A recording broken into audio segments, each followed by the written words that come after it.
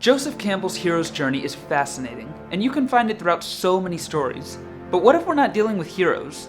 I decided to follow Walter White, one of the most popular anti-heroes, to see if this journey matches up with Campbell's formula.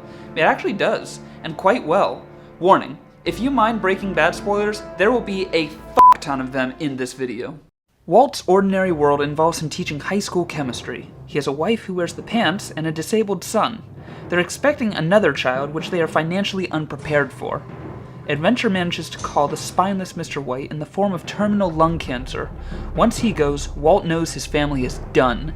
A financially successful future is completely out of the question. Walt's refusal of the call takes place when he turns down his DEA brother-in-law Hank's invitation to a ride-along. Adventure calls a little louder though, and Walt accepts Hank's offer. During a drug bust, Walt recognizes one of his former students, Jesse Pinkman, and both their fates are sealed. Jesse is the mentor of this story, and not one you'd expect. Mentors are stereotypically old, wise, and experienced. Jesse is none of those things. He's younger than Walt, failed out of school, and his experience in the drug empire, which Walt wants to break into, isn't too impressive. Still, Walt needs a mentor, and this is the best he's gonna do. Thus, he crosses the threshold into the world of drugs going by the name of Heisenberg, determined to sell meth and keep his family secure after his death.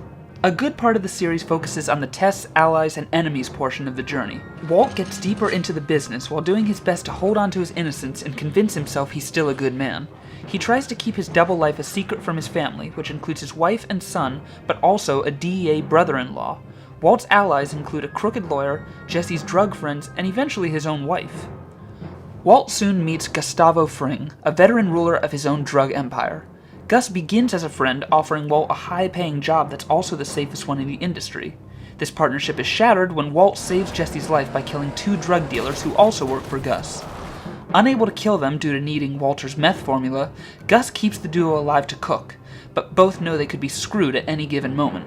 This leads us into the story's approach, Walt versus Gus, one bound to kill the other at first opportunity. Gus makes it very clear that he intends to kill Walter and his family as soon as possible, sending Walt into a complete panic and ending up at the story's ordeal. Taking what is perhaps the biggest risk, gambling with both his own life and his secret identity of Heisenberg, Walt lures Gus to a nursing home out in the open, where he's planted a bomb on the wheelchair of Gus's oldest enemy. Walt's reward of the story is getting to live in safety with his enemy finally vanquished. Something else is happening though. The resurrection is also taking place, and it's a slow burn. In fact, it began before the reward was even collected. Killing Gus allowed the darkness of power to consume Walt and fully transitioned him into Heisenberg. He doesn't just want safety anymore, he wants invincibility. You asked me if I was in the meth business or the money business. Neither. I'm in the empire business.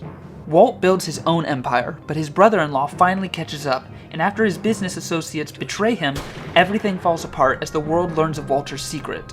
As his resurrection completes itself, he's forced to leave town with a nationwide manhunt hot on his trail. One final step remains, and that's the return with the elixir. However, it's more like a poison in the anti-hero's journey. Realizing he's close to losing his cancer battle, Walt leaves hiding to return home. He concocts a way for his family to retrieve the remaining money he has saved up without it being seized by the government, rescues his old partner, and gets revenge on the gang that betrayed him in a brain versus brawn shootout. Walt himself is shot in the process, but it doesn't matter to him. His time has come, but it's on his terms. He pays a visit to the gang's own meth lab, takes one last look at the environment where he truly felt alive, and there succumbs to his wound, escaping the law in his own malicious way. So there we have it. Despite not being a traditional journey story, Breaking Bad does still manage to follow Joseph Campbell's famous formula. He spoke of a hero with 1,000 faces, but 1,000 is a lot of faces to count. Maybe one of them wasn't that of a hero after all.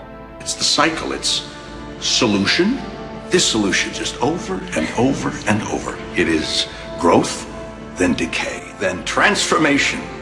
It is fascinating, really.